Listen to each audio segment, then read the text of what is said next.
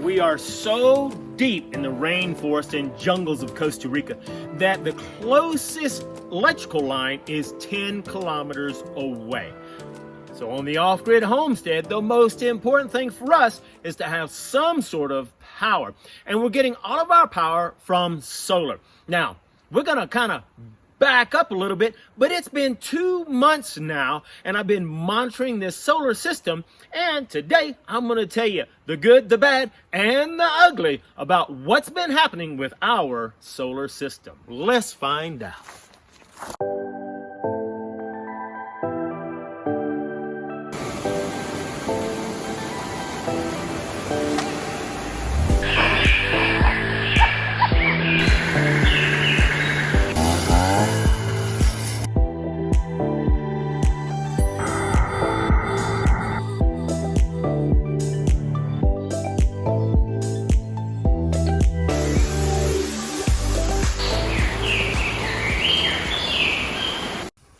All right, that is Cesar up there, and Cesar is putting the solar panels on top of this building that the owner has. So he's allowed me to put those solar panels up there, and they're in the perfect position to get sun. Hey, Cesar. Hi. So Cesar's putting up our solar panels. He's agreed to come back on Friday to finish the rest of it, since I don't quite have enough time to finish up the walls, and he really wants me to have the walls and the roof on to protect all of it, because it looks like it's gonna rain. So we're gonna have to pause for now.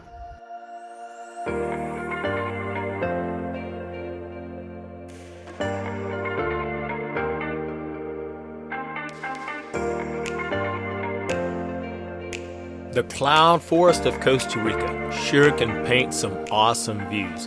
And it's not too often that we get to enjoy a sunset, but every once in a while we see something spectacular.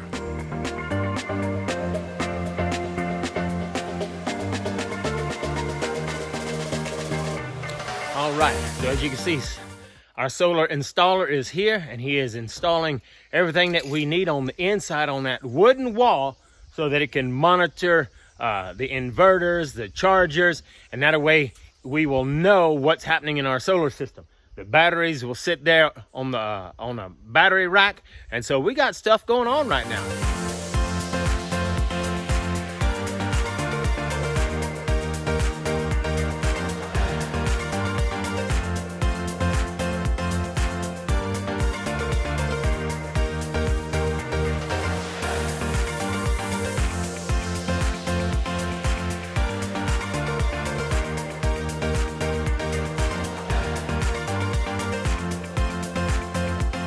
It looks like Cesar's got it going on. So far, it's looking pretty darn good. But we're missing one component, and I had to run and go buy that one thing I didn't have.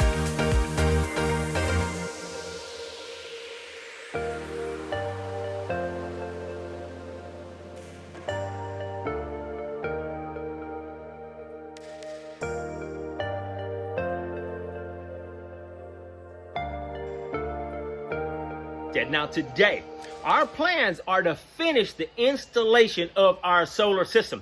Today, we've got Cesar with DC Solar, and Cesar has been helping me to install our system. Now, if you remember, we've already put up 6 solar panels on that stables over there, okay? 6 solar panels.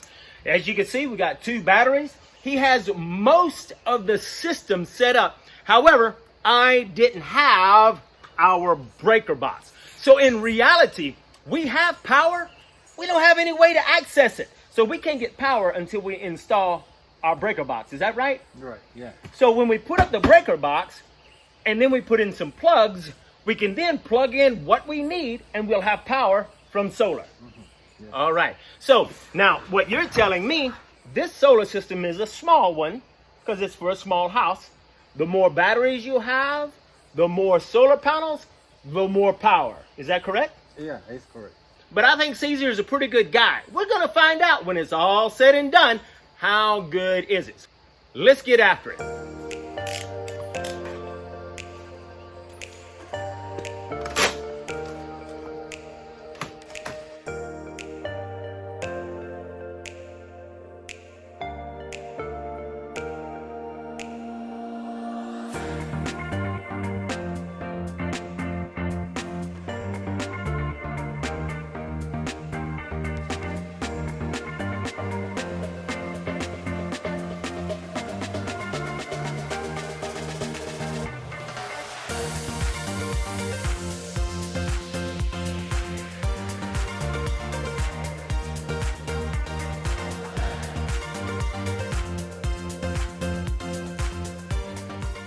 So the solar system is all set up. And to get a kind of better understanding, right, here's our batteries sitting down at the bottom. Well, if we take a look, here's the whole solar system. And on this side, we have the power coming in from here. So the solar panels generate all of this power and comes inside to this breaker box. So the solar panels come up here, the power comes into here and into the charge controller. The charge controller, tell me if I'm correct, makes sure that there's not too much power, correct? Yeah, it's correct. Okay, so it controls all of the power. Well, after it goes into the charge controller, then it comes down and the solar panels comes back through and charges the batteries. So the batteries are full, but it comes back up and it comes out into the inverter. In the inverter, it changes it from DC, which is direct current coming from the battery, and it has to be converted into AC, alternating current. And so it gets converted here. Once it gets converted, it comes out and goes into our main breaker box. Our main breaker box is now full of 120 and it's going to give us the power we need, like right here, to operate any tools or anything that we need. Now, however, if for some reason we have too many cloudy days or it's a storming and our batteries aren't charging, well, it's very important for our batteries to maintain a good charge. So if for some reason we see this is dropping and it gets down to 1 bar, we now need to turn on our generator. Well, in order to do that, we go outside, we crank up the generator, we let it run about 3 minutes. After it runs about 3 minutes, just so that it can be established, okay, that power comes in through this line right here and it comes to here. Then all I simply need to do is turn it on and it will this is automatic, it will automatically start charging the batteries and I don't have to do anything else. When I see the batteries are full in a couple of hours, then I can simply turn it off and go cut off the generator. Correct? Yeah, it's correct. Perfecto. Eso es, amigo. All right. Well, it's been a couple of hours. We have everything installed. He's even put in a outlet there because, hey, without an outlet, we can't test it. So this is the defining moment. Will it work? Will it work? Yeah. Are you sure? I'm sure. You sure? Yeah, I'm sure. Okay. So all we have to do is plug it up. And I got the extension cord. You got the other end?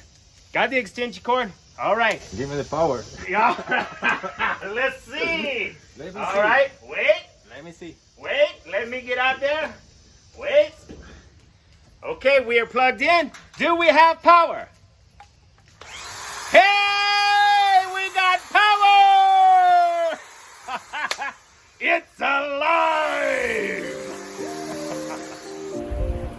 Well, fast forward a couple of months in time, and I've been testing out this solar system to see how it's been working. Today is a kind of cloudy, overcast day. Every once in a while, the sun peeks out, but in most part, it's been overcast. But let's see how our solar system's been doing over the last couple of months.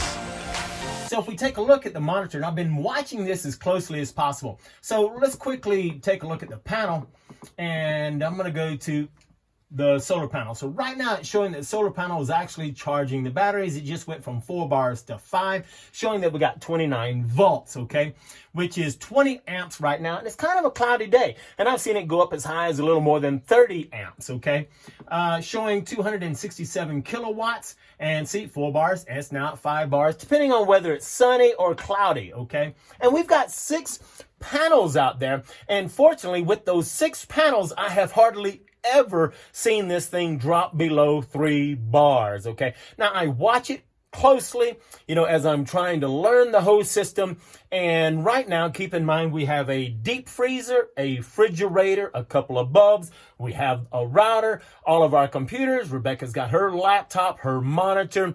She has her other devices that she's charging from time to time. My computer, 2 monitors, and Alexa devices that are running. So we're running quite a bit of stuff, but I can see that those solar panels generate enough power for us to give us everything we need, and we're operating pretty much all day long. Now, at nighttime, it gets dark about 6 o'clock. And so the solar panels aren't charging anymore. So we're having to use nothing but battery power. And so I've watched this thing go from, if it's fully charged, from 5 to 4. If it's been one of those cloudy days where it didn't get a full charge, it might drop down to 3 bars before I go to bed. Now I go to bed, wake up in the morning, I get up early, and then I take a look at it. It's still at 3 bars. Keep in mind, at nighttime, we're not using a whole lot of anything, but the freezer's still running, the refrigerator, and then, of course, whatever things are being charged during the night.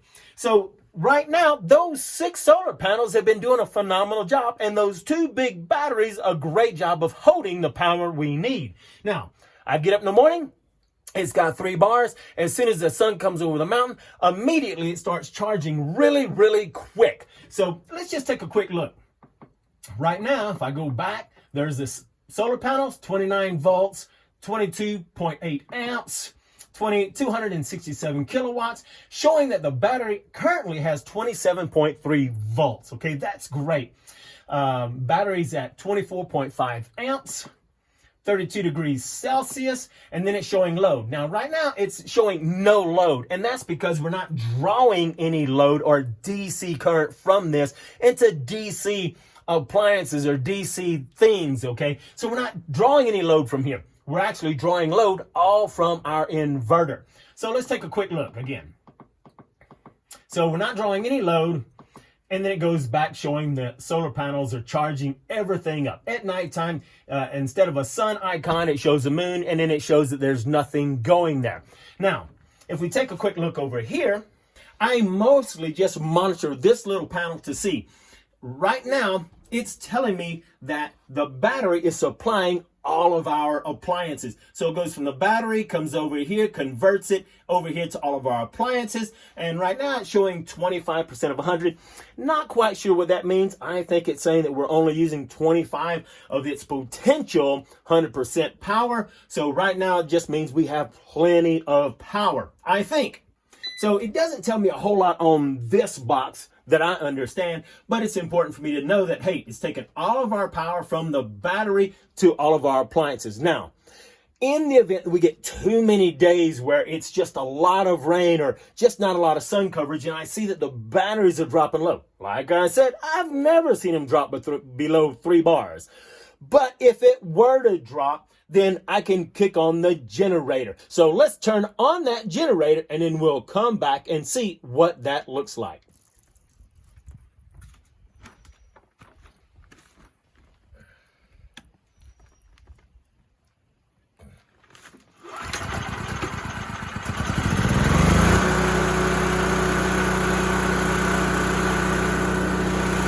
Probably hear the generator in the background. And according to Cesar, I need to give it 2 or 3 minutes just so that it gets steady and it's giving us the same amount of current, okay, regular current flow. Now that it's been going for 2 or 3 minutes, I need to just flip the switch.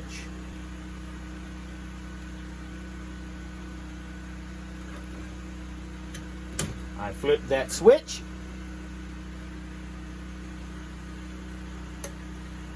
And what I love about this is I flip the switch and everything is automated. This inverter immediately starts reconfiguring and it realizes, hey, the generator is on. Let's take power from the generator instead of our batteries. And if we take a quick look, we can see we have a generator sign right here. It's actually charging up the batteries, as we can see, and it bypasses the rest of it, goes into all of our appliances. Now, this is really cool. All I had to do was flip the switch after I turned on my generator. And now, like I said, if for some reason, which we've not had that problem since we've been here, those 6 panels have kept those batteries full. And now, but let's pretend that we've had a storm, the sun just did not come out for days, and the batteries were getting low, and it's never good to let your batteries get real low. Now, there's a big difference on batteries. That's a whole nother video. But I've got some good lithium batteries. They can go down to real low, but it's always good to keep them charged as much as possible. we now have the generator backup so that we can keep those batteries in good condition. That way our deep freezers don't thaw out, nothing in our refrigerator ruins, and we can continue to work, because way out here we've got to have internet, and we can't have internet without power. So as you can see, it's doing its job, makes it real simple. So all we got to do is see that it's charging those batteries back up. Once those batteries are charged back up, I just continue to monitor. Then I come back in, and all I got to do now is flip the switch again.